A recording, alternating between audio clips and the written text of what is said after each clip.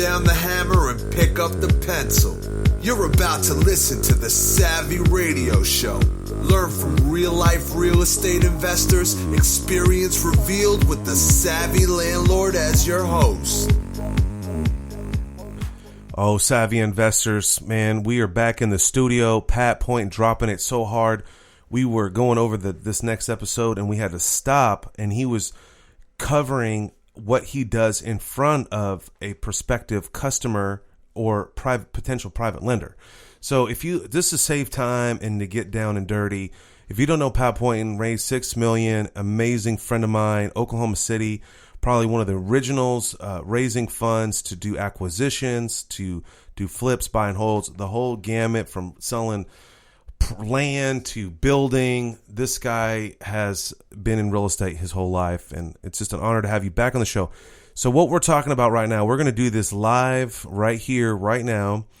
And Pat, what he's going to do is walk me through, like he's talking to me about the 5 unique things, 5 unique real estate investments. What'd you say? What'd you call it? 5 things that are unique to real estate. And so, as opposed to other investments. And what's happening here? What he's got a notepad out and a pen, and he's going to go play by play and how he communicates to a potential prospect private lender or person or anyone that he wants to partner with of why real estate is so good. So this is kind of like the basics, but he has this down so comfortable. Pat, you got it down, Pat. Yeah, that's all that. You're so comfortable. And it's just natural. And I think this is I would say this is the beginning of the conversation to get the ball rolling. That's exactly right. And just a quick question that popped in my head. You've done this 1,000 times. Now, has someone heard you do this before? And how long is the timetable for them to come back and say, hey, I want to work with you, Pat? Do you have any idea? Well, it varies according to the individual. Some do it right on the spot. Probably most of them are ready to go forward and look at some properties. Once they look at some properties, then we're down to, do you want to make a loan on this one? Okay. I don't show them a lot of properties that, I may show them 1 or 2 I'm working on that somebody else has already financed, but then I've got a pending contract on this, I'm going to need $40,000. I got a pending contract on this, I'm going to need $80,000, that kind of thing. Okay. That comes after this. So we're going to call this prospecting part 2. Now we're sitting down across from each other at a table, and I'm interested. I have some finances. I'm playing the devil's advocate. I'm playing your customer here. Right. Or prospector. All right. So you had a smooth way you got me. You hooked me. And what do you remember what you said? You said, sure, hey, I said it was a hard asset.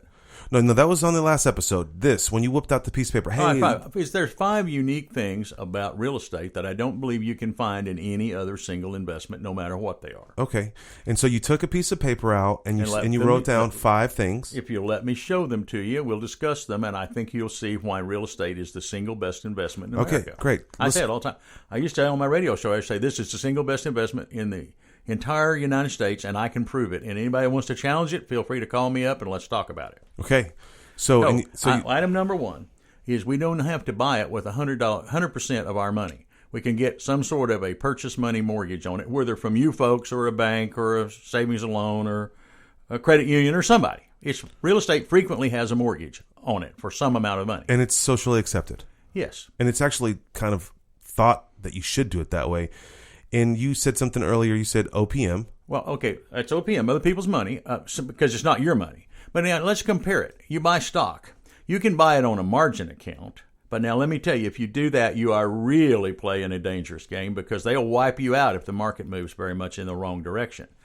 But other than that, you buy a CD, you pay 100% of what that CD's face value is. You buy diamonds, you buy gold, you go buy Cougarins, you buy art, you buy collector cars, you buy all the things that people use to hedge their investment. They pay 100 cents on the dollar for those items. Mm-hmm. Now, only way they're going to make any money on those is if they go up in value. True. Okay, which brings us to some other things here that we're going to talk about. Okay. Number 2 is what I call either return of equity or growth of equity. And what that means is I'm going to rent this property because I'm talking about properties that you're going to rent or you're going to sell. But I'm talking right now about rentals. Okay? Holding. Something you're going to hold. It's going to rent. So every time the renter pays their rent and you pay your mortgage, the one we talked about in number 1 here, a little piece of that is paying off the mortgage. Some of it's interest, some of it's actually paying off the mortgage. And as it pays off the mortgage, the amount that you own in the property free and clear increases on a monthly basis. Yeah. Your equity grows over time, and the renter provides that to you. Yeah, let me give you a side note there. Can I chime in? Just stop right there. Here's something that this fascinates me. I started working with banks in 2006. I got one of my first loans. It was still the height of the market. I was a rookie, didn't really know what I was doing. A real estate realtor called me, and you know this person, so let's not say the name. They said, I got a turnkey deal. I drive over there. I overpay for this turnkey deal. It was like a pig. Generally, that's what you do. And so I bought this house, and it was, I had to get it financed for $48,000. I had $52,000 in it. I bought it way wrong. It has been a thorn in my flesh from day one. I've only been getting $25 a month in cash flow. And my mentor, I'm pissed off. I hate this property.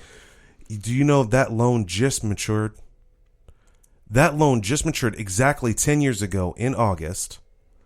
And I only owe $15,000 on that loan. Yeah, it feels differently today, doesn't it? Absolutely. Guess what I did? I refinanced that bad boy, pulled out all that cash back out. Yeah, and you don't have to pay tax on that cash either. Yeah. I mean, think about that. I mean, sure. Like I complained for 10 years. This was my worst horse. This is my worst property. I overpaid for it. Mm-hmm. And, now the great thing out of that time, I think I've only had 4 tenants the whole time. This last tenants have been in there over 5 years. So I've lucked out because, changeover cost. But think about that. Yeah. Think about the power. And I just refinanced it, and I pulled out $30,000 cash. Okay. Let me go on here, okay? But that's what you're talking about, right? That's what number 2 is. That's equity buildup. That's what I'm talking about. The renter has built your equity by decreasing your mortgage. And my depreciation? No, okay, we're getting to that. Okay, sorry. Now we've got the next item, which we were just talking about already, is cash flow. Mm-hmm. Ideally, you're going to rent this for more than the payment and the taxes and insurance. Sure. If you don't, you're buying it wrong. But assuming you're buying it right, you're going to have somebody else's money, banks or somebody's. You're going to have equity growth, whatever you want to call it, reduction of mortgage by rent. Third, you're going to have some positive cash flow every month. $50, $100. In your case, that lousy house still gave you $25. Right, when I was bombed every month for 10 years. Okay, but it still was money you didn't have to go out and earn by working at a job. Well said. Yeah. Now, that's good. Now, you have stock. Stock doesn't pay you any cash flow. Preferred stock may occasionally. Now, bonds will pay you some tiny little bit of return, but that's about it. Now, the last one is the one that's shared by almost all these other investments, and that's appreciation. Many properties go up in value. I have properties that I bought for $30,000 10 years ago that'll sell for $70,000 today. That's appreciation. By 100%. Okay. Now, that's true of your art, maybe your custom Jaguar that you bought, gold. Many of those things could appreciate. They all share this common thing, but so does real estate. Real estate probably appreciates more consistently, if a little bit slower, than stock. I mean, you may have a stock that's real hot that goes up 20% this year, falls 18% next year, goes up 7% the year after, and probably has only a 5% growth rate. Where your real estate probably only had a 5% growth rate, but it had it all the years. Compounded. Yes. So you do have that shared with the other investments. And last but not least, and one I talk about very little, is tax depreciation.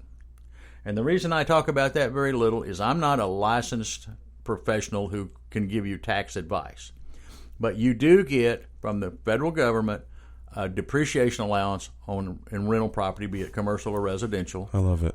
And I don't ever use it to make a decision. My decision is made on the first 4. Because depreciation, the Congress could change the law next year and depreciation could go away. Well, I have no reason to believe it will, but it could. So if I make my decision on the first 4, I can enjoy a depreciation, tax savings. If it comes, if it doesn't come, I still got a good investment. You know what's so great about that? And honestly, I've been investing for about 17 years, and I never really messed around with number 5 until you become at a certain point. That's just so you know, that's a straight bottom line item on your tax return. Yes, it is. That's pure cash. other than if they, like I say, I know I can rent this house for the next 20 years for $500 a month, probably. I mean, Easily. What I'm saying. I know that my payment is $300 a month. I know that $200 profit. I got those I can count on.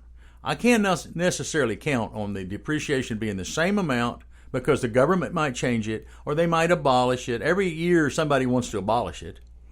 But the rich people who contribute to the political campaigns don't want it abolished. So it hadn't been abolished in many, many years, so it probably won't be. But I just don't count on it. It's just money from home as long as it'll last. Mm-hmm. Now, that is not something you get with stock. It's not something you get with Jaguars. It's not something you get with antique violins or Picassos or anything else. You don't get depreciation on any of those. The only one used to be the oil business had some depreciation allowances, and I didn't understand them, and I still don't, and I'm not going to talk about them. Cool. But my point is, real estate has other people's money, has leverage, so what I call that is leverage. Mm-hmm. It has equity growth because the renter's paying it off. It has cash flow. It has appreciation, and it also shares some depreciation based on being able to take that off if you have other money. Like, for instance, your doctor friend. Depreciation could be a real value to him. Sure, because he's got high income. If you had somebody who didn't make any money, then it would have no value to them. Absolutely. So it's one of those things that I count or don't count based on who you are. All right, so you pull out this little pad of paper, go through the 5 great things of real estate. And then I ask them to compare something else. What do you got that can so compare this to is that? like, what's the agenda here? Is that because you're just trying to, show them the difference, or you're just trying to educate them, or is it both? Like, how does this play out, and how long does that usually happen in that conversation? It's a 30-minute conversation. And you're just hanging out with them, because they've never heard of real estate. It's like this doctor. That's right. You're right, Pat. Because I'm on the beach with this guy, and I'm telling him about what I do, and it's just no brainer to me. I'm like, it's almost like Jesus. Like, you can't accept him. like you got nothing to lose, right? It's just, it frustrates me. But like, the doctor didn't get it. They don't, because here's the reason: the wealthy in this world. I'm talking the banks, the financial institutions, the stock market, Insurance. the insurance. They don't want you to know how to do this. You could be taught this stuff in school. But nobody is, because they don't want you to know. They want you to go to work, pay your taxes, keep your mouth shut, keep your credit cards paid up, and leave the world alone. And they make all the money off And they interest. make all the money on all that stuff. I sat down and tried to educate them. Now, here's what happens. First, they get educated. Second, many of them come to believe I may know what I'm talking about. Would you loan your money to somebody you didn't think knew what he was talking about? Well said. So one of the big things that you're saying in this episode is become educated. And then be able to explain it to the other people, because if they were educated, they wouldn't need you. And that's why you're sitting right here educating me. I mean, I know this stuff forward and backwards on that, because that's why I'm here.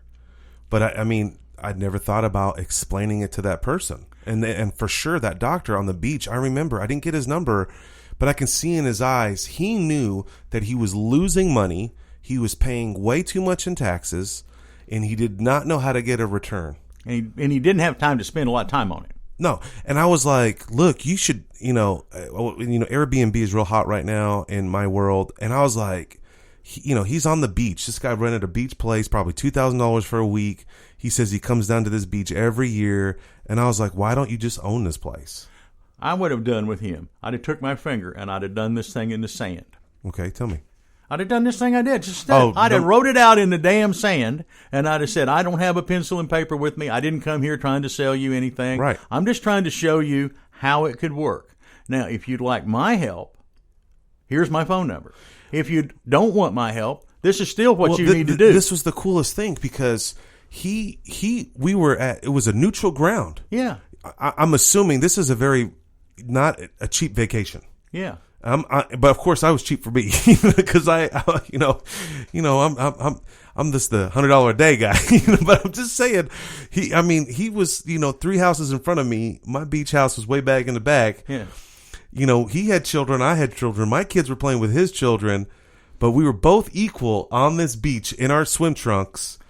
I'm living large. You got to go back to work.